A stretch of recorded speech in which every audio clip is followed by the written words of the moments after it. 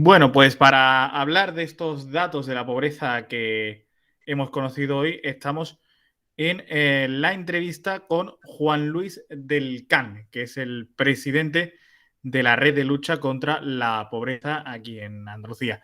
¿Qué tal? ¿Cómo se encuentra? Buenos días. Nada, muy agradecido de que contéis con nosotros, con la red APN de lucha contra la pobreza, para dar Ujú. difusión a las situaciones que estamos viviendo hoy en día, ¿no? Bueno, el de la pobreza es un tema, yo digo que un poco invisible, porque sabemos que está, pero muchas veces no lo queremos contemplar, no lo queremos observar. Nos hacemos casi los locos ante este tema. ¿Cuál es la situación real ahora mismo de España en cuestión a la pobreza? Bueno, pues la situación de España es preocupante. Es cierto, como bien has comentado, que a veces la sensación no es tal cuando vemos a lo mejor pues los veladores de un bar en una terraza que están llenos, ¿no? Y la gente empieza a hacer comentarios de, bueno, ¿y dónde está la crisis? Pues mira, la crisis no será mucha cuando la gente sale a tomar Mm. cervezas y tal. Bueno, la crisis está afectando a muchísimas personas que son, como bien decís, también muy invisibles en la sociedad, porque lógicamente esas personas no se pueden permitir a veces pues ni tomarse una tapa en un bar, en un velador, por supuesto, ¿no? Entonces, bueno, en ese sentido, contestando a tu pregunta, nosotros tenemos estimado la tasa AROPE en un 35,1% aquí en Andalucía, en comparación con una tasa estatal del 26,4%. Es decir, 8,7 puntos está Andalucía Ujú. por encima de la media nacional. Y esto pues nos debe hacer pensar. Y para el público que no sabe qué es esto de la tasa AROPE, ¿qué mide la tasa AROPE? La tasa AROPE mide tres factores fundamentales. Ujú. Primero, el riesgo de pobreza en sí, es decir, qué personas se pueden encontrar en riesgo de pobreza. Y ahora si queréis explicamos un poquito en qué puede Ujú. consistir estar en riesgo de pobreza. Después, también mide la privación material severa y también mide la baja intensidad de empleo. Entonces, si alguna persona se encontrara en uno de estos tres supuestos, nosotros la incorporamos a la tasa AROPE.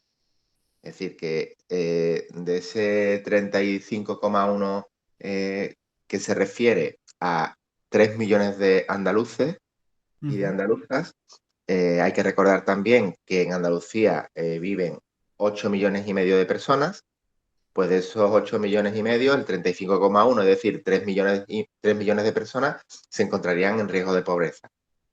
Una tasa de pobreza que, como digo, corresponde a esos tres ítems y, bueno, pues nos tiene que hacer pensar que no estamos hablando de pobreza severa, es decir, personas que están, bueno, pues a lo mejor sin hogar o están en la calle. Es decir, no se trata de eso, se trata de Ujú. personas que tienen muchas dificultades en su día a día y que, bueno, podrían en un futuro pasar a pobreza severa, pero ahora mismo ya se encuentran en riesgo de pobreza y eso nos tiene que hacer pensar. ¿Y le hace pensar al gobierno andaluz? Le hace pensar a medias, que el gobierno andaluz es un gobierno seminuevo, que ahora mismo lleva 2 años de legislatura y en ese sentido tiene que seguir poniendo mecanismos de freno a estas situaciones de pobreza. Nosotros estamos, Ujú. la EAPN, la Red de Lucha contra la Pobreza en Andalucía, tenemos una relación muy directa con el gobierno de interlocución en cuanto a esas políticas, porque uno de nuestros objetivos es precisamente, bueno, pues incidir y participar de la elaboración de políticas que pongan freno a estas situaciones de pobreza. Lo que ocurre es que hay que seguir trabajando y que hay que avanzar muchísimo más porque el ritmo al que vamos y después de esta pandemia estamos muy preocupados con que se vuelvan a aumentar el año que viene nuevamente las tasas que ya tenemos por las nubes. Ujú. Mi compañero Antonio también tiene preguntas para hacerle.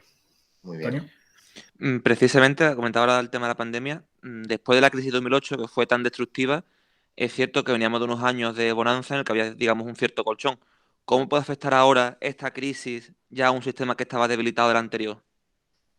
Sí, pues la verdad es que con mucha preocupación lo estamos viviendo porque no nos habíamos recuperado de la crisis de 2008 y esto es, bueno, es cierto que íbamos progresando, pero íbamos progresando a un ritmo muy lento. Y esto también hay que ponerlo de manifiesto. Las tasas de pobreza estaban bajando, pero era en comparación, por ejemplo, con la tasa estatal, Andalucía seguía estando a la cola de todas las comunidades autónomas junto con Extremadura.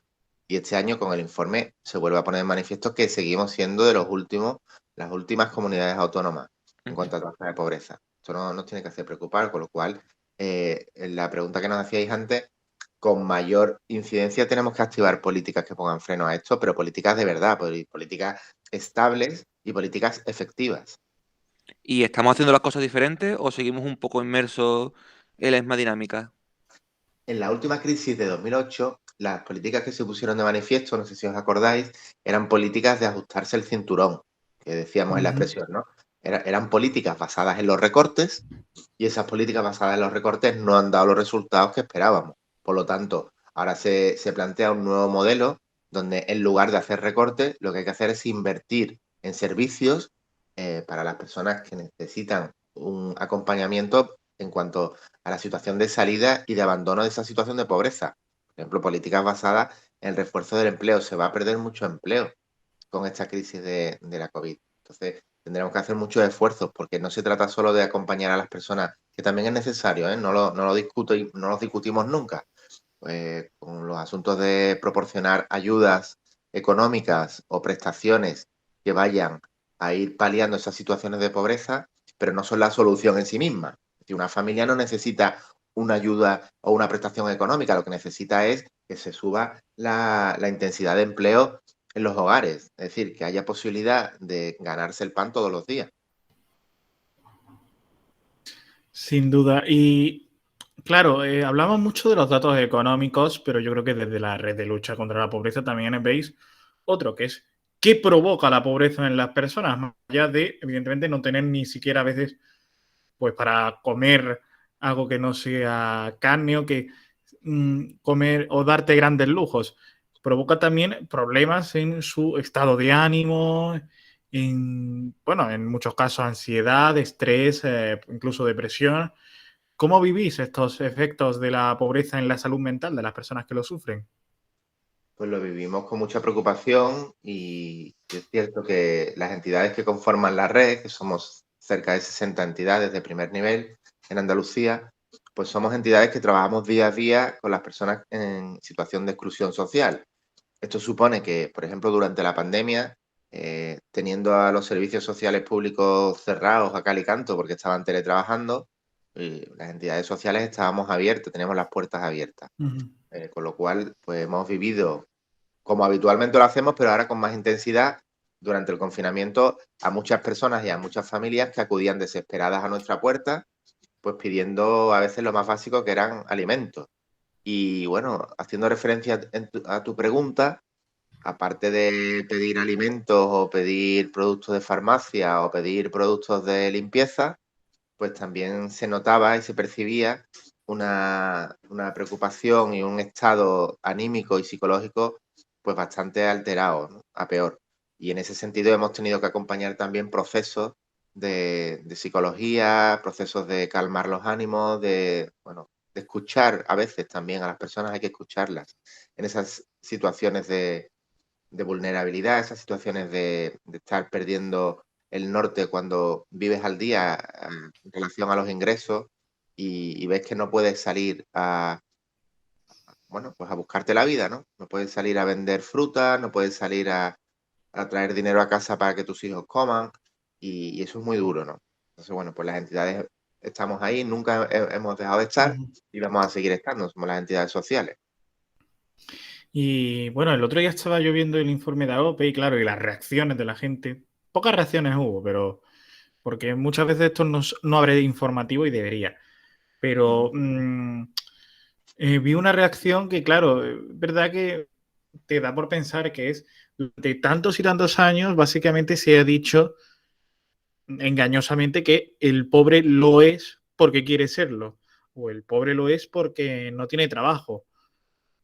Y evidentemente, con estos datos de 3 millones de personas en Andalucía en riesgo de pobreza, nos damos cuenta de que la persona que no tiene no es porque no quiera, primero eso, lógicamente, pero tampoco no es porque no tenga trabajo, sino que muchas veces teniendo trabajo también estás en riesgo de pobreza. Absolutamente, eso es otro mito que también tenemos a veces en el imaginario, que es cuando una persona tiene trabajo deja de ser pobre, y no es así.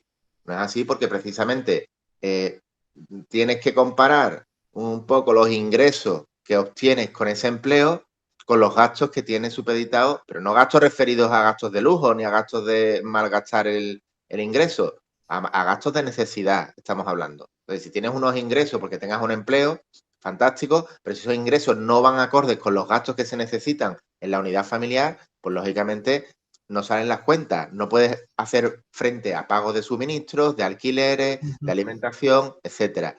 Pues nos encontramos con familias que no pueden mantener la calefacción en su vivienda porque saben que después no van a poder hacer frente al pago del suministro y lo que no quieren es que le corten precisamente o le interrumpan ese suministro. Bueno, esto da mucho que pensar. Y después, en cuanto a que los pobres son pobres porque quieren, también son mitos y son ideas que no ayudan a paliar estas situaciones. Y yo las comparo muchas veces con las personas que tienen una adicción a sustancias estupefacientes o a las drogas, ¿no? Dice, no, es que el drogadicto se engancha porque quiere, el drogadicto es vicioso y entonces le gusta la droga y por eso se engancha. Y eso es un análisis muy banal de una situación muy dura, ¿no? También, ¿no? Las personas que están en situación de adicción a las drogas no lo han elegido.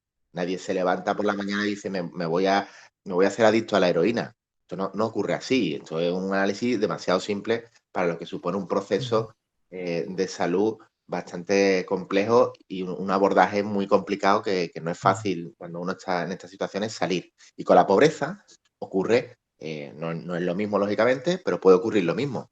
Uno puede acabar en situación de pobreza, lógicamente, sin elegirlo, como es lógico, que es obvio, sin elegirlo está uno en situación de pobreza porque ha perdido el empleo, por muchos factores que ocurren en la vida de las personas, y después salir de esa situación de pobreza cuesta muchísimo más que entrar, lógicamente.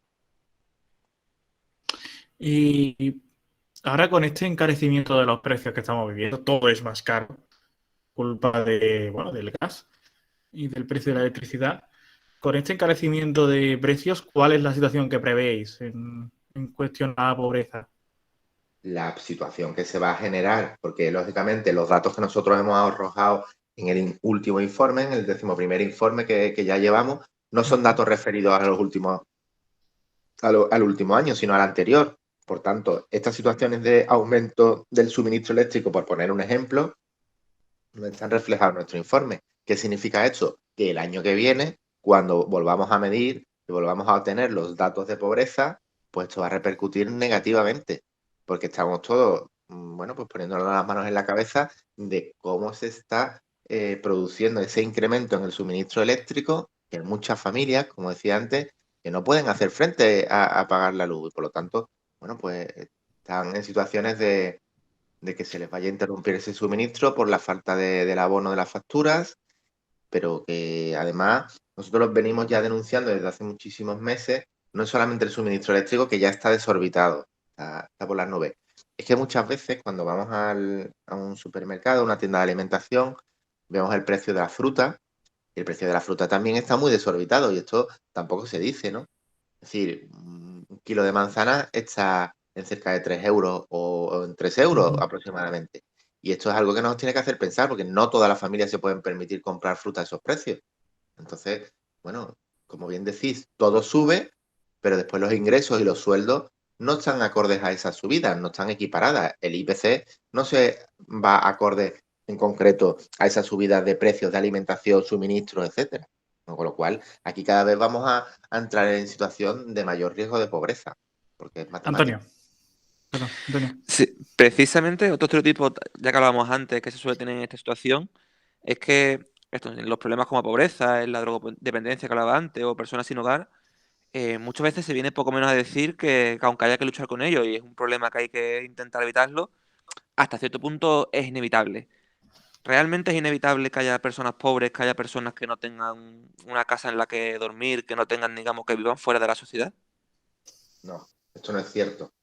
Esto es una cuestión de hacer y realizar y plantear unas políticas que frenen estas situaciones y en el momento que se invierte en políticas sociales se obtienen los resultados. Así de claro. Usted invierte y además es su responsabilidad como sociedad, porque a todo el mundo nos duele y ahora vamos a entrar en un periodo de Navidad donde nos volvemos muy solidarios, nos volvemos con un corazón que nos duele las situaciones de personas que están pasando frío en la calle, y se multiplican las iniciativas sociales, cosa que hay que agradecer, pues para llevar una manta, un caldito caliente o un trozo de pan a personas que están en la calle tiradas, ¿no? Esto está bien, pero esto hay que mantenerlo todo el año y no con iniciativas privadas o personales, sino insertas dentro de las políticas locales, autonómicas y estatales para frenar estas situaciones y que no vayamos por la calle. A veces nos cuesta incluso girar la cabeza y mirar a las personas que están pidiéndonos, pues para que esto no ocurra. Esto igual el sinhogarismo, el tema de la adicción. Entonces, bueno, son situaciones que se pueden paliar y se deben, además. Pues Juan Luis del Can, que es presidente de la Red de Lucha contra la Pobreza en Andalucía, muchas gracias. Nada, muchísimas gracias a vosotros por poder poner de manifiesto todas las situaciones y seguir concienciando a la sociedad y a la administración pública de que hay que poner remedio cuanto antes porque ya vamos tarde. Sin duda, la verdad. 3 millones de personas en Andalucía, de 8 millones y medio que vivimos en esta comunidad, sufren, están en riesgo de caer en la pobreza. Un dato que nos debería hacer pensar. Juan Luis del Can, nuevamente, muchas gracias. Gracias a vosotros. Buen día.